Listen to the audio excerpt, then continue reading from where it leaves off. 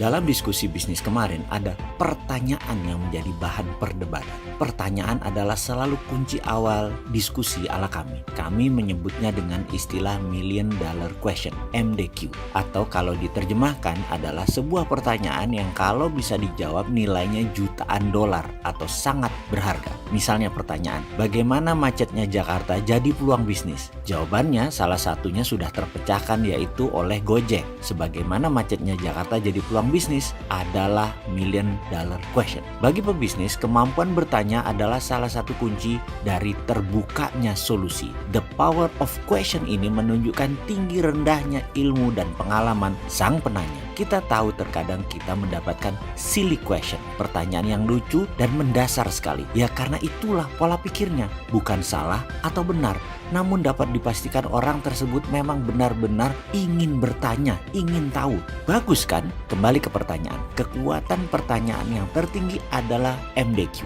Million Dollar Question. Pertanyaan kemarin dengan 5 doktor ekonomi yang berseberangan ilmunya adalah pertanyaan yang iseng. Yang saya bertanya adalah, apakah bisa menyelesaikan masalah hutang negara Indonesia dengan mencetak rupiah out of thin air? Maka jawaban para pakar ilmu mainstream kita semua tahu. Nanti inflasi, nanti depresiasi, dan berbagai macam istilah keuangan versi mainstream lainnya muncul yang semuanya berkonotasi negatif, merugikan. Bagi sekelompok manusia anti mainstream yang mengatakan makroekonomi itu beda dengan keuangan rumah tangga atau korporasi yang neracanya harus balance kiri dan kanan. Kalau makroekonomi, sisi kanan aset, sisi kiri ketidakterhinggaan. Jadi nggak usah balance. Inflasi itu imaginary figure.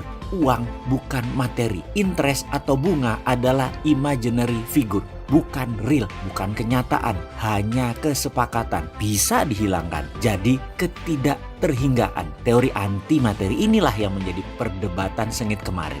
Dari satu kelompok yang makan sekolah dengan ilmu mainstream ciptaan pakar ekonomi 100 tahun terakhir, di mana kalau ditanya apakah di abad 15, di abad ke-5, bahkan di abad sebelum Masehi, adakah yang namanya depresiasi atau inflasi? Ternyata inflasi tidak dikenal. Di sisi lain, anti mainstream dari Ivy League kampus juga punya self defense sendiri berdasarkan keilmuan yang berseberangan. Ini mainannya lembaga multilateral semacam IMF, World Bank saja. Inflasi depresiasi itu kita dimain-mainkan dengan berbagai istilah ekonomi berbasis matematik supaya ekonomi bisa seperti matematik dan terlihat sains. Itu komentar pakar ekonomi anti mainstream kemarin. Kalau mau solusinya ya keluar dari aturan IMF dan World Bank, keluar dari aturan mainstream. Kita sepakat bahwa parameternya harus sains, harus matematik, tapi harus juga pakai konstanta ketidakterhinggaan. Jangan dibuat batasan imaginary. Demikian terus mereka berlima saling berargumen. 2 kelompok, 2 dan 3 orang. Yang mainstream 3 orang,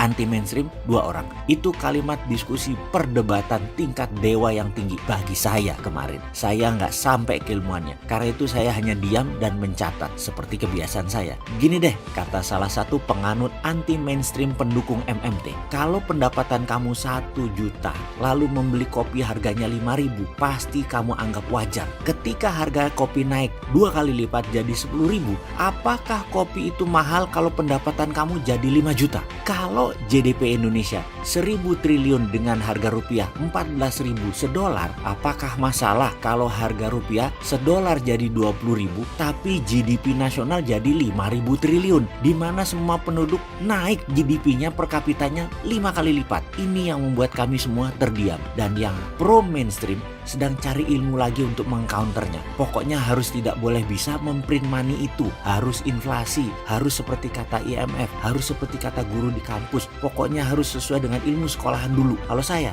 nyeruput teh chamomile daun serai hangat.